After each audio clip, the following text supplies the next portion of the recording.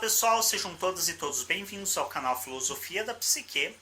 Eu vou gravar direto com o celular sem microfone, porque o primeiro vídeo dessa série eu gravei com o microfone e deu um problema que me deu a maior confusão e me fez gastar um tempão tentando corrigir, e ainda assim não ficou grande coisa o áudio por causa desse problema.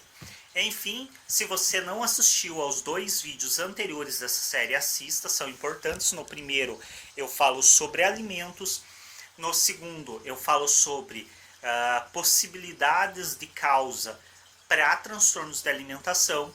Nesse vamos estar falando sobre IMC, sobre peso e obesidade. E no próximo falaremos mais sobre os distúrbios alimentares em si. Então vamos começar falando um pouco sobre o IMC. O que é o IMC? Índice de Massa Corporal. Esse índice ele foi criado em 1832 por um matemático e astrônomo belga. O nome dele é um pouco complicado, eu vou tentar pronunciar aqui. Lambert Adolf Jack Kettler, eu imagino.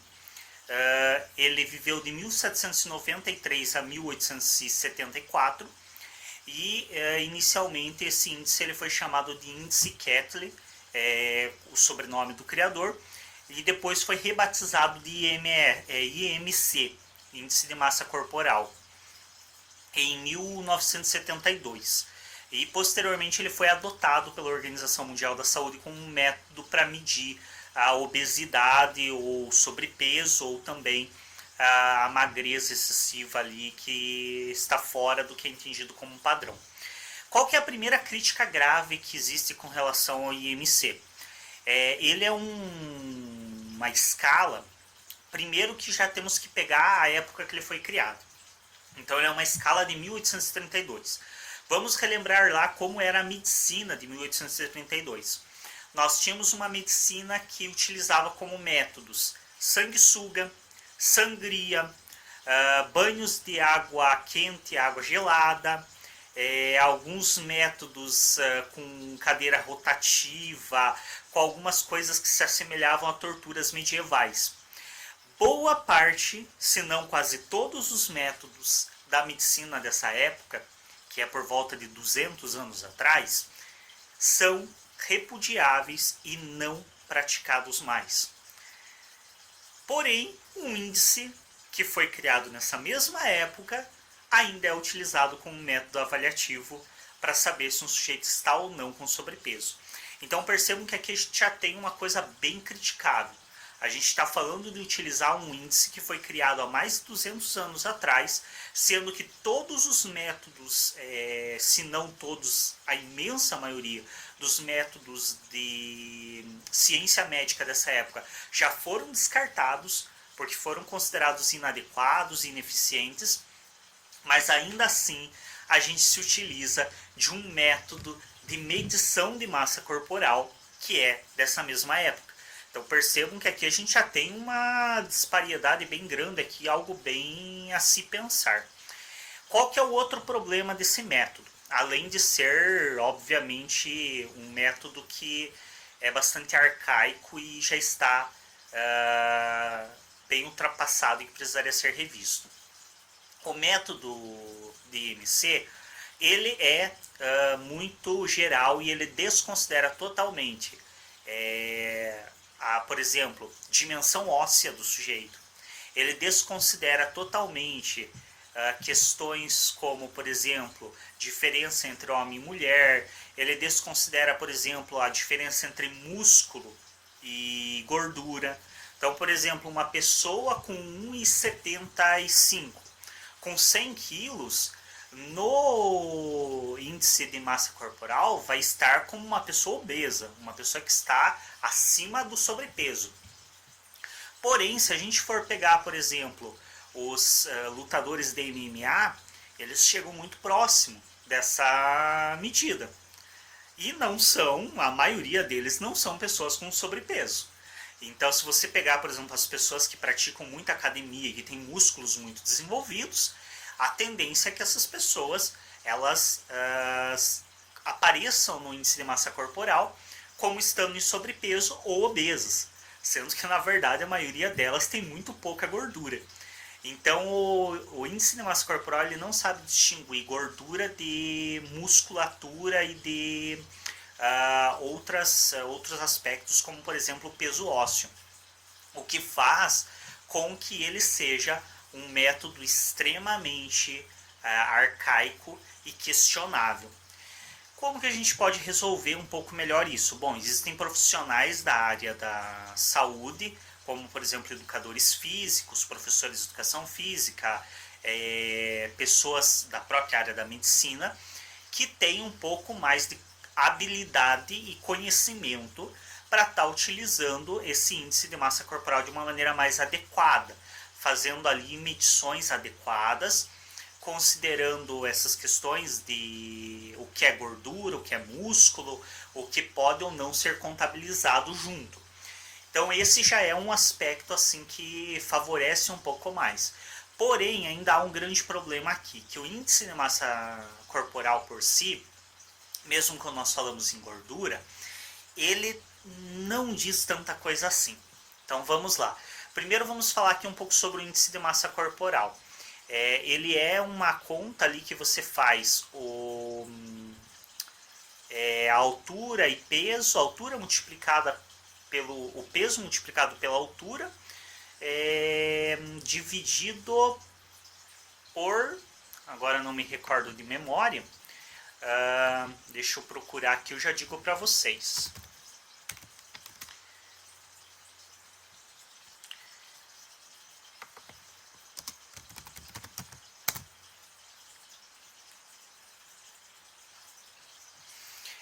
Dividir o peso em quilo pela altura ao quadrado, em metros. Então, essa é a conta do IMC. E essa conta ela vai te dar um resultado. Então, aqui, IMC, peso dividido por altura multiplicado ao quadrado. Esse resultado ele vai em uma escala que é considerada de 18,5 até 30, que é uma medida que vem em quilo por metro quadrado. Então, são 18,5 quilos por metro quadrado até 30 quilos por metro quadrado.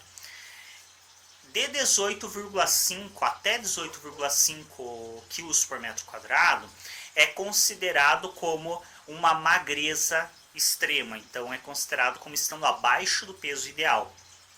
De 18,5 a 24,9 é considerado como resultado normal, que é esperado de uma pessoa.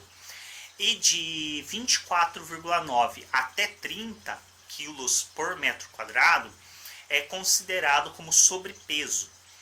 Já acima de 30, qualquer valor acima de 30 quilos por metro quadrado é considerado como obesidade. Aí, como eu disse, tem todo esse problema de que isso desconsidera questões ósseas, desconsidera diferença entre músculo e gordura, que tem que ser avaliado. Mas mesmo assim, existe uma outra questão com relação ao peso que precisamos levar em conta e tomar consideração. Se nós pegarmos uma pessoa que tem sobrepeso por má alimentação, ou seja, ela come comidas muito gordurosas, come muito ultraprocessado, e aí no primeiro vídeo eu falei sobre processados, ultraprocessados, e disse que isso seria importante no futuro para nós entendermos outros aspectos. Aqui a importância de sabermos o que são processados e ultraprocessados. Uma pessoa que come muito ultraprocessado, as chances dela estar em sobrepeso e até mesmo em obesidade, inclusive em obesidade mórbida, são gigantescas. Porém, o problema não é o peso dela, mas sim a alimentação e provavelmente o sedentarismo. Uma pessoa em sobrepeso com alimentação saudável e que faz atividades físicas dificilmente terá problemas de saúde em decorrer disso, ou terá mais problemas de saúde do que uma pessoa magra, que tenha o mesmo estilo de vida. Então, se nós pegarmos duas pessoas, uma magra e uma gorda, que mantêm o mesmo estilo de vida, entendam que eu vou usar a palavra gorda, apesar de ela já estar sendo bem criticável socialmente, mas eu ainda vou utilizar ela nesse vídeo para nossa compreensão. entendo como uma pessoa gorda aquela que está em sobrepeso. Então, uma pessoa em sobrepeso ou uma pessoa magra que tem um ritmo de vida muito semelhante, comendo as mesmas coisas e praticando a mesma quantidade e frequência de atividade física, elas provavelmente terão problemas de saúde muito semelhantes. O que nos deixa evidente que o problema não é o sobrepeso em si, mas sim o que causa esse sobrepeso, que é a má alimentação, por vezes, e o sedentarismo.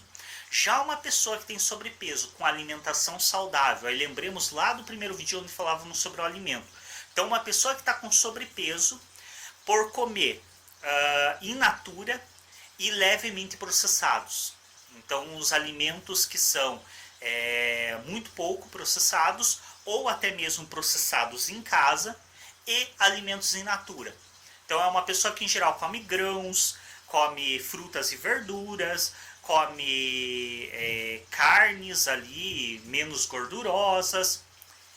Esse tipo de pessoa, mesmo que esteja em sobrepeso, se ela pratica atividades físicas, se ela tem um hábito de exercícios regulares, há uma grande chance que ela não tenha sérios problemas de saúde.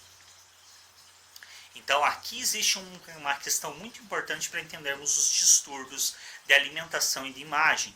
O fato de que temos que diferenciar e aprender de uma vez por todas a separar o que é sobrepeso do que é má alimentação e falta de atividade física, sedentarismo. Porque sim, uma pessoa pode se alimentar saudavelmente, pode praticar atividades físicas e ainda assim estar com sobrepeso se ela come demais. Se ela come mais do que precisaria. Isso não significa que obrigatoriamente ela esteja doente por isso. Essa é a grande questão, esse é o grande problema. A doença é gerada pela má alimentação e pelo sedentarismo, não pelo peso da pessoa. Querem um exemplo mais evidente disso? Lutadores de sumô. O sumô é uma prática de luta muito comum no Japão, ato falho grande aí.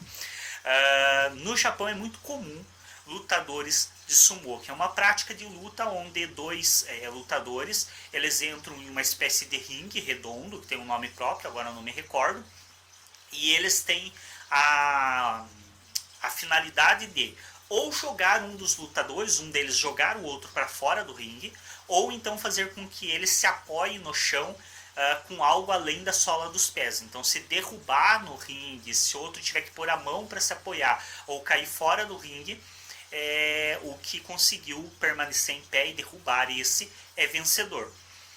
Esses lutadores, de maneira geral, eles têm um peso muito grande, eles adquirem muito peso. Faz parte da categoria da luta, então é comum que esses lutadores eles estejam com um sobrepeso absurdo e por vezes eles estejam com o que pode ser considerado como obesidade. Só que a obesidade desses lutadores ela é gerada pelo consumo de uma sopa à base de legumes, verduras e peixe e do consumo de arroz. Então eles não estão com sobrepeso por comer ultraprocessado, por tomar refrigerante, por comer porcaria. Eles estão com sobrepeso por comer alimentos de verdade, que são normalmente processados ali mesmo no ato de servir. E eles praticam atividade física continuamente, porque eles são lutadores, eles treinam diariamente. Então eles têm uma rotina de exercício físico muito grande. Esses lutadores de sumô, quando fazem exames médicos, acusa uma saúde, eu me esqueci agora o nome específico, mas o funcionamento biológico deles acusa um funcionamento biológico totalmente saudável. Mesmo eles estando com sobrepeso, mesmo eles tendo uma alimentação exagerada, eles são considerados como o funcionamento do organismo deles é considerado saudável. Por vezes muito mais saudável do que muitas pessoas que não estão em sobrepeso. E aí muitos podem dizer, mas eles vivem por volta de 10 anos a menos, a expectativa de vida deles, do que do japonês comum. Sim, de fato, mas temos que lembrar que eles não são japoneses comuns. Eles são atletas. E atletas forçam o corpo e tendem a viver menos. Há uma certa tendência disso. Ou, no mínimo, de ter vários problemas de saúde em decorrer do atletismo. Exercício físico é algo bom. Atletismo, competição, é algo extremamente danoso para o corpo. Porque você força o teu corpo para além dos limites. Basta lembrarmos de jogadores de futebol, por exemplo, que por vezes já foram operados do joelho ou de outras partes do corpo 3, 4 vezes antes dos 30 anos. Basta nós lembrarmos, por exemplo, de lutadores de boxe que têm uma tendência altíssima a desenvolver Alzheimer por conta da prática atlética. Então, qual que é a questão aqui? O problema é, o lutador de sumô, ele é um atleta, assim como o jogador de futebol, assim como o lutador de boxe. Automaticamente ele tem consequências sim para o seu corpo de danos físicos em decorrência dessa prática que ele faz. Só que as pessoas olham para um jogador de futebol, veem que ele já estourou a articulação 2, 3 vezes, dizem, bom, ele é um jogador de futebol, ele força o corpo, ele treina direto, é uma das consequências disso. As pessoas olham para o lutador de boxe, que está com, por exemplo, problemas de memória, está com alguns problemas cognitivos, falam, bom, faz parte da prática dele, ele foi muito espancado na cabeça, há uma tendência que sugere problemas. As pessoas olham para o lutador de sumô com problema de saúde, é porque ele é gordo. Esse é o problema. O problema é que, em uma mesma situação de prática esportiva que danifica o corpo, que faz um uso exacerbado das articulações, da musculatura, em todos os outros casos você vai dizer, é por causa da prática esportiva. Quando chega na hora do lutador de sumô, muitos vão dizer, é porque ele é gordo. Se uma pessoa de 1,70 m, pesando 60 kg, bate uma moto e quebra a perna, vão dizer, bom, foi por causa do acidente, bateu a moto, caiu, fraturou a perna. Se uma pessoa de 1,70 m, pesando 100 kg, bate a moto e quebra a perna, vão dizer, é porque ele é gordo. Esse é o grande problema. Isso que vem sendo criticado na sociedade e isso que vem também sendo discutido muito, a gordofobia. Por quê?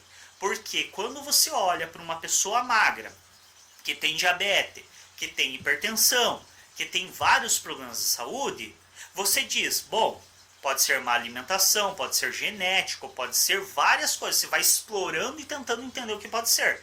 Se você olha para uma pessoa com sobrepeso, que tem diabetes, tem hipertensão, é porque ele é gordo. Esse é o grande problema da nossa sociedade atual. Pessoas obesas têm problemas de saúde, assim como pessoas magras. E nem sempre esses problemas de saúde são oriundos de sobrepeso. Aliás, na imensa maioria das vezes não são. São oriundos, muitas vezes, de má alimentação e sedentarismo, que é a mesma coisa que pode gerar, em alguns casos, sobrepeso. Mas por que é diferente esse entendimento? Porque muitas pessoas podem ter sobrepeso e ainda assim estarem saudáveis, como é o caso dos lutadores de sumô, como é o caso de várias pessoas. Inclusive alguns lutadores de MMA também têm gordura significativa e ainda assim não tem problema de saúde em função disso. Vão ter problema de saúde em função da própria prática do MMA, que também é uma luta extremamente agressiva e que provavelmente vai gerar consequências futuras. Então, isso é importante nós tomarmos nota, isso é importante nós entendermos. Pararmos de olhar para uma pessoa com sobrepeso, para uma pessoa obesa e dizer que tudo que tem de errado na vida dela é porque ela é gorda. Não. Nós temos que entender o que de fato está errado. É a alimentação dela que está inadequada? É o sedentarismo? O que é que está gerando problema de saúde nela? Hoje, a forma como está... é capaz de, se uma pessoa obesa chegar no médico e dizer, torei meu braço com a motosserra, o médico vai dizer, é porque é gordo, por isso que não sabia usar a motosserra. Gente, é absurdo. As pessoas olham para uma pessoa obesa e atribuem tudo de errado que acontece na vida dela porque ela é gorda, como se ela obrigatoriamente precisasse emagrecer. Sendo que não, essa pessoa não precisa emagrecer. Ela precisa se alimentar direito e ela precisa praticar exercício físico. Se, como consequência, ela emagrecer, ok. Se não emagrecer, se ela estiver bem de saúde, também ok. Não há problema nenhum. A questão é, ela tem que estar bem de saúde. E obesidade não é automaticamente indício de doença. A pessoa pode estar com sobrepeso e ainda assim estar saudável se ela se alimenta adequadamente, no sentido de comidas saudáveis, mesmo que coma em excesso, e se ela pratica atividades físicas. Existem outros problemas oriundos do sobrepeso? Dificuldade de respiração, refluxo, existem sim, problemas renais, existem outros problemas. Os mesmos problemas que são gerados por consumo de bebida alcoólica, por consumo de cigarro, por consumo de alimento ultraprocessado. Os mesmos problemas. Então, antes de dizermos para a pessoa que ela é obesa, ela tem que emagrecer porque senão ela vai ter refluxo, vamos parar de comer ultraprocessados, tomar refrigerante para que nós mesmos não tenhamos refluxo. Porque é muito fácil para a pessoa magra ficar acusando que os problemas de saúde do obeso é pela gordura dele e não pela alimentação. Porque aí o magro, sendo magro, ele não precisa rever a alimentação dele, porque, bom, isso aqui é problema dele por ele ser gordo, eu sou magro. Agora, se você olhar para o fato que não é o problema dele ser obeso, mas sim o problema dele ter uma má alimentação, se eu também tenho uma má alimentação, eu posso ter os mesmos problemas, como de fato acontece. Se a obesidade fosse um mal universal e fosse a causa de todas as doenças, como por vezes a sociedade faz parecer, os hospitais só teriam pessoas obesas. Nós não teríamos pessoas magras com problemas de saúde. Então temos que rever isso. É importante discutirmos isso antes de pensar os transtornos alimentares, porque boa parte dos transtornos alimentares são causados justamente por essa mentalidade retrógrada e imbecil de achar que obesidade e doença são exatamente a mesma coisa e estão diretamente ligadas. Não. Má alimentação e sedentarismo sim está ligado a doenças. Sobrepeso, não diretamente. Se você tem sobrepeso por uma alimentação saudável, mesmo que em excesso, é possível sim ter uma condição saudável, mesmo estando com sobrepeso. Ah, mas força as articulações. Ok, fazer academia também força. Na academia, por vezes, pessoas de 80 quilos erguem 100 quilos. Se uma pessoa de 80 quilos ergue 100, por que uma mesma de 80 quilos não pode carregar 20 quilos a mais tendo 100 quilos de peso? Então não faz sentido nenhum a pessoa que pratica exercício físico vai ter uma musculatura melhor desenvolvida, vai ter articulações melhores desenvolvidas, vai ter sim um desgaste de articulação, assim como toda pessoa que pratica exercício físico vai ter desgaste de articulação em algum nível. Existe, claro, um nível que é a obesidade mórbida, que é extremamente perigoso, porque aí realmente as dificuldades respiratórias, as dificuldades de funcionamento do organismo entram em um nível que a pessoa pode sufocar e morrer dormindo, pelo simples fato de que o próprio peso dela acaba esmagando os órgãos e ela não consegue ter um funcionamento do organismo de maneira saudável. E isso é preocupante. Isso é algo que temos que rever. Agora, o que tem que parar é, primeiro, de olhar para uma pessoa com sobrepeso e automaticamente achar que ela está doente, sem nem fazer exames, sem nem explorar outras questões. Segundo, achar que todo mundo tem que se enquadrar em um padrãozinho de peso específico. Não. As pessoas podem ter pesos variados. Um peso muito abaixo é um problema, com certeza.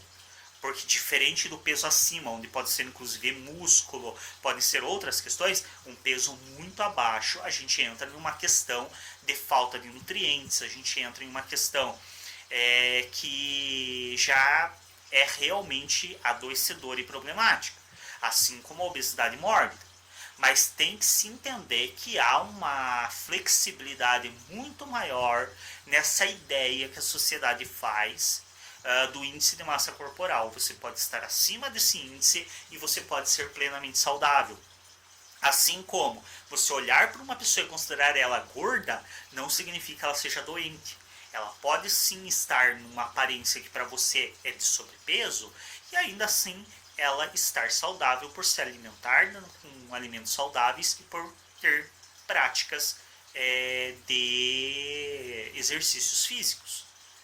Então nós temos que parar com essa ideia de associar diretamente a obesidade à doença e entender que a obesidade em si não é a causa da doença. A causa da doença é a má alimentação, a causa da doença é o sedentarismo. É isso que nós temos que rever e é isso que nós temos que combater. Só que por que para o governo não é interessante combater as causas da obesidade? Porque boa parte do imposto que o nosso país arrecada, assim como vários outros países, é oriundo justamente das grandes indústrias que fabricam as doenças para a nossa sociedade. Indústria de refrigerante, indústria de salgadinho, indústria de todos os ultraprocessados, que são a principal causa de obesidade, a principal causa de câncer, a principal causa de vários problemas de saúde, inclusive problemas renais, estomacais e de fígado. Essa é a questão. Então, fica aí para vocês essa reflexão. Se ainda não assistiram os vídeos anteriores, o adequado era que tivessem assistido antes desse, mas ainda assim assistam, porque é importante para entender melhor, e assistam os próximos vídeos dessa mesma série de alimentos e transtornos alimentares, distúrbios alimentares. Obrigado, clique em gostei, se inscrevam no canal, nos sigam na página do Instagram, @filosofia da psique, entre em contato pelo direct do Instagram ou pelo Telegram, @filosofia da psique, para agendar aulas, para agendar atendimentos ou supervisão. E até um próximo vídeo.